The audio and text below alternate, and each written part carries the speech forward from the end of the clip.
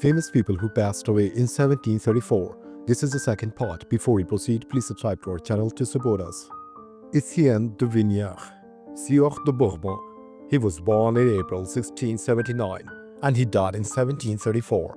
His age was 55 at the time of his death, and the reason for his death was undisclosed. He was a French explorer and soldier whose expeditions in North America significantly expanded knowledge of the Missouri River and surrounding regions.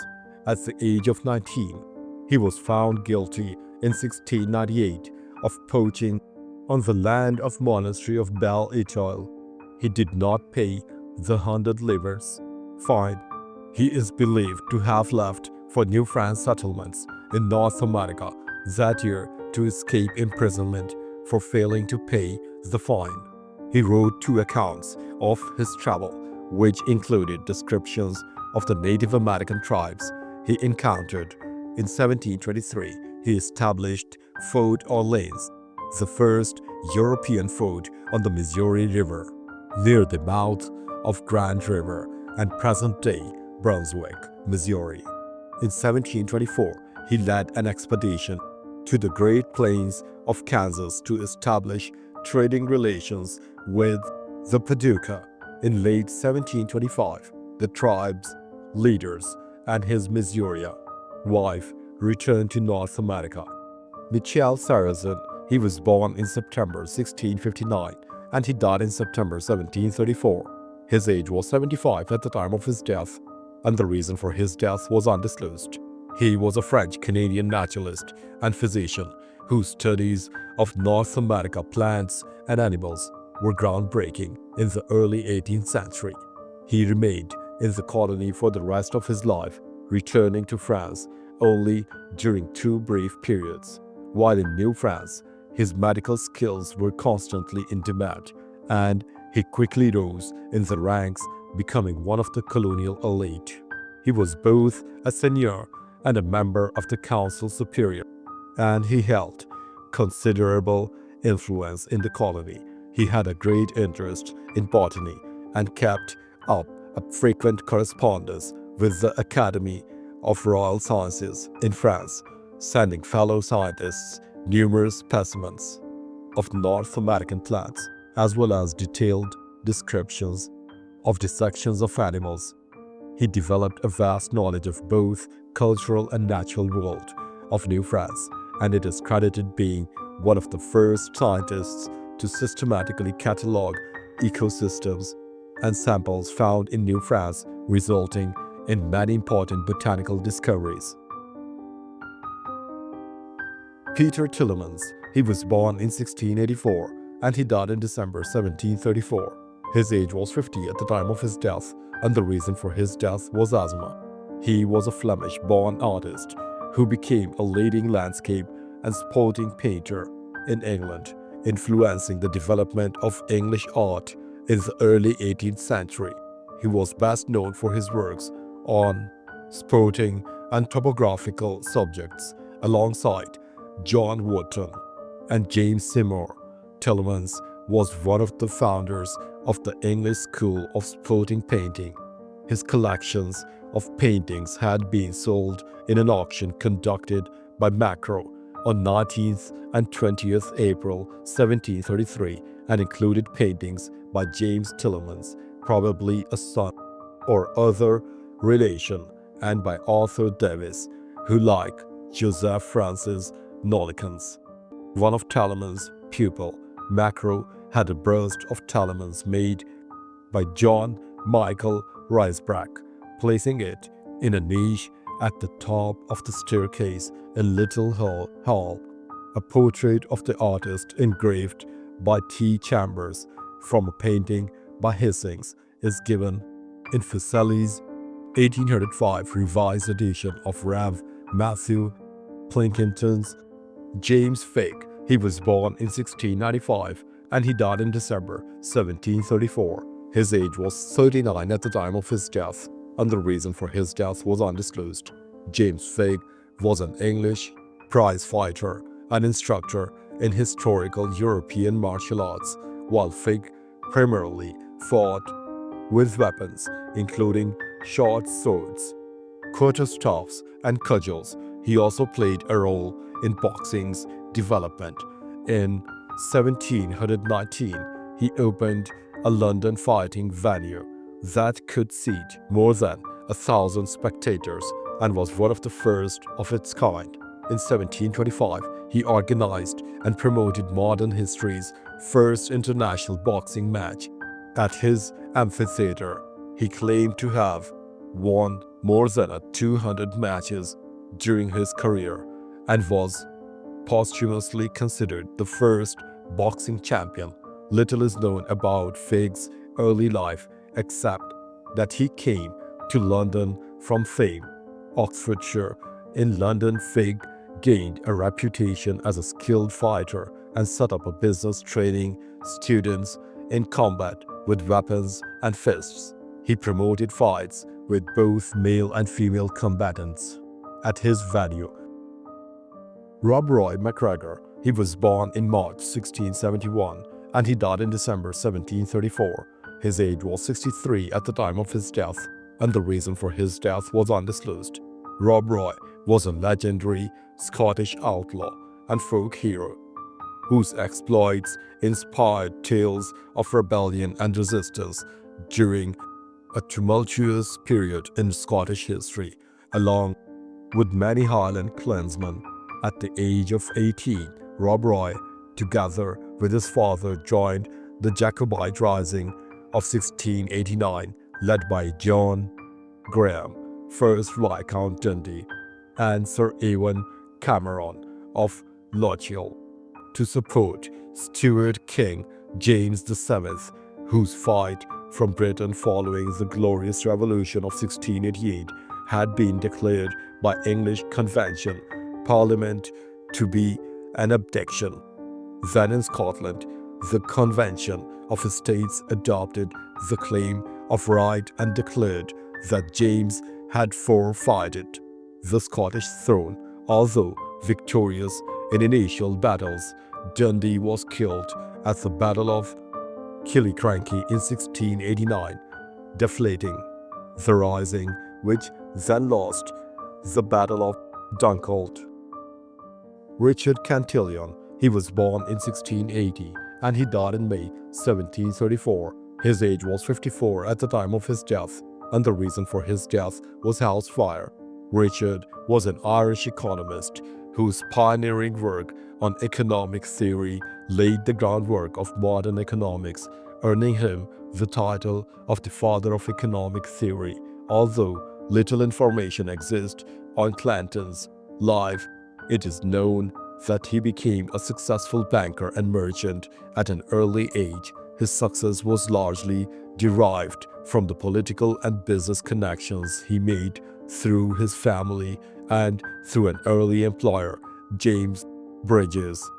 During the late 1710s and early 1720s, he speculated and later helped fund John Law's Mississippi Company, from which he acquired great wealth. However, his success came at a cost to his debtors, who pursued him with lawsuits, criminal charges, and even murder plots until his death in 1734. He believed that the interests originates from the need of borrowers for capital and from the fear of loss of the lenders.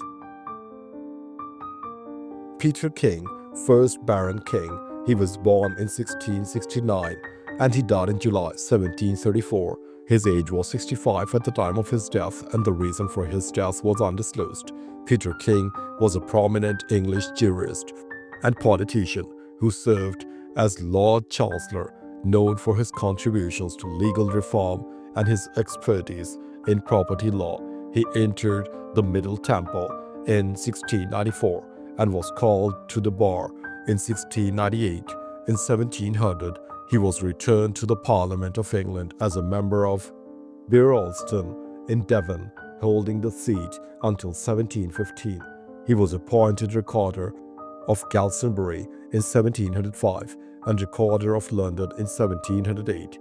A serjeant at law He was appointed Chief Justice of the Common Pleas from 1714 to 1725, when he was raised to the peerage as a Lord Justice and Speaker of the House of Lords. In June of the same year, he was made Lord High Chancellor of Great Britain, holding office until compelled by a paralytic stroke to resign in 1733. He was admitted a Fellow of the Royal Society on 14th November 1728. Giovanni Ceva, he was born in September 1647 and he died in May 1734. His age was 86 at the time of his death, and the reason for his death was undisclosed. He was an Italian mathematician whose contributions to geometry, particularly Ceva's theorem, earned him a prominent place in the history of mathematics. In 1678, he published a now famous theorem on synthetic geometry in a triangle called Ceva's theorem. The theorem, already known to Yusuf al-Mutuman ibn Hud in the 11th century, states that if three-line segments are drawn from the vertices of a triangle to opposite sides, then the three-line segments are concurrent if and only if the product of the ratio of the newly created line segments on each side of the triangle is equal to 1. He published this theorem in De Linis Rectus. Ceva also rediscovered and published Menelaus's theorem. He published Opuscula Mathematica in 1682 and Geometria Motus in 1692 as well. Claude Louis Hector de Villars, he was born in May 1653 and he died in June 1734. His age was 81 at the time of his death, and the reason for his death was undisclosed. He was a distinguished French general and one of Louis XIV's most successful commanders, remembered for his victories during the War of Spanish Succession, in the interval between Dutch wars and the formation of the League of Augsburg. Villars, who combined with his military gifts the tact and subtlety of a diplomat, was employed in an unofficial mission to the court of Bavaria and there became the constant companion of Maximilian II Emmanuel, Elector of Bavaria. He returned to France in 1690 and was given a command in the cavalry of the army in Flanders, but towards the end of the War of the Grand Alliance in 1698, he went to Vienna as ambassador. Villars, named for Marshal Villars, was built in Moulins. Earlier, during the reign of Louis XV, the 18th century historical monument was used as a cavalry barracks. Marie-Joseph Angélique, she was born in 1705 and she died in June 1734. Her age was 29 at the time of her death, and the reason for her death was execution. She was an enslaved black woman in New France whose execution after being accused of setting afire remains a symbol of resistance and injustice in colonial history. She was tried and convicted of setting fire to her owner's home, burning much of what is now referred as Old Montreal.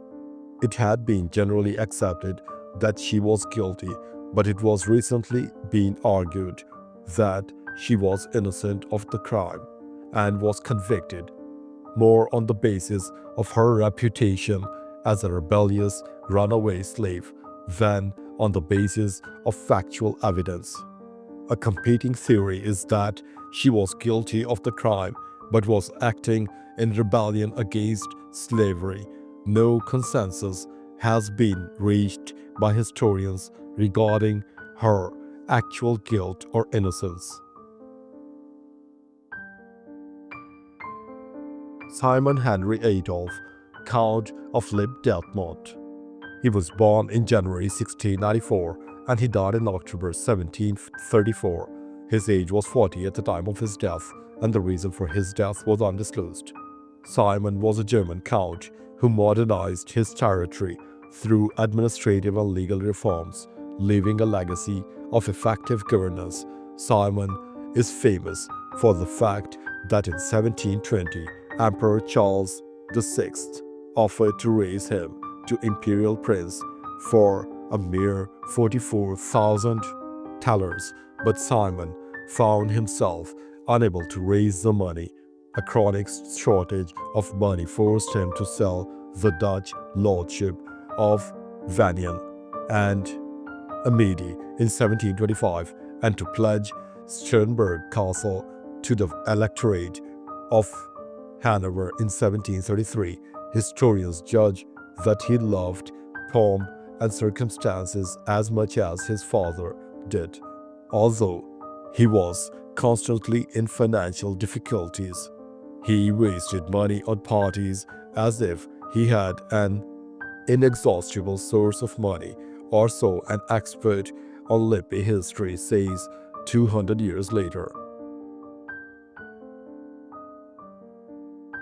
Louise de Kérouaille, Duchess of Portsmouth. She was born in September 1649 and she died in November 1734. Her age was 85 at the time of her death, and the reason for her death was undisclosed. She was a French noblewoman who became a favorite of King Charles II, wielding political influence and serving as a key link between the English and French courts. She was introduced early to the household of Henrietta Anne Stuart, Duchess of Orleans, sister of King Charles II of Great Britain, and sister-in-law of King Louis XIV of France. The diarist Saint Simon asserts that her family threw her in the way of Louis XIV in the hope that she would become a royal mistress. In 1670, she accompanied Henrietta on a visit to Charles II at Dover. The sudden death of Henrietta left her unprovided for, but Charles appointed her as a lady-in-waiting to his own queen, Catherine of Braganza. Unlike Charles' previous mistress, Barbara Palmer, who had openly insulted the queen, she was careful to show her every respect. Alexis Simon Bella, he was born in January 1674 and he died in November 1734. His age was 60 at the time of his death, and the reason for his death was undisclosed. He was a French Baroque portrait painter whose works captured the elegance and grandeur of the European aristocracy. He became the principal painter to the Jacobite court, where he and his wife settled and worked. He gained an important commission for the Jacobite Winifred, Lady Strickland, in 1703, which led to other work. After war broke out again between Great Britain and France in 1702, their portraits of James Edward Stuart and his sister, the Princess Royale, continued to be smuggled across the Channel. He did other work for the members of the court and for the English Augustinian convent in Paris. Several copies exist of his portrait of James Edward Stuart in armor and standing beside the English Channel, on which there are warships pointing towards the cliffs of Dover. His most famous portrait of James Edward Stuart dates from 1712. Eugene Jean, he was born in September 1714 and he died in November 1734. His age was 20 at the time of his death, and the reason for his death was undisclosed. He was the last Count of Soissons and by birth a member of the House of Savoy. In the same year, 1729, the King of Sardinia, Victor Amadeus II, granted him the title of the Knight of Supreme Order of the Most Holy Annunciation. the highest Savoy distinction. In 1731, at the instigation of his grand-uncle, Prince Eugene of Savoy, a famous general and eminent personality in the imperial court, he was made, like his father before him, Knight of the Order of the Golden Fleece by Emperor Charles VI, with the aim of establishing a second Savoy state in central Italy. Prince Eugene of Savoy, particularly attached to his grandnephew, who was his last living male heir, requested for him the hand of Maria Theresa, Duchess of Massa and Princess of Carrara, obtaining the approval of Emperor Charles VI and the King of Sardinia, Charles Emmanuel III. Thanks for watching the video. Please don't forget to subscribe to our channel. Have a nice day.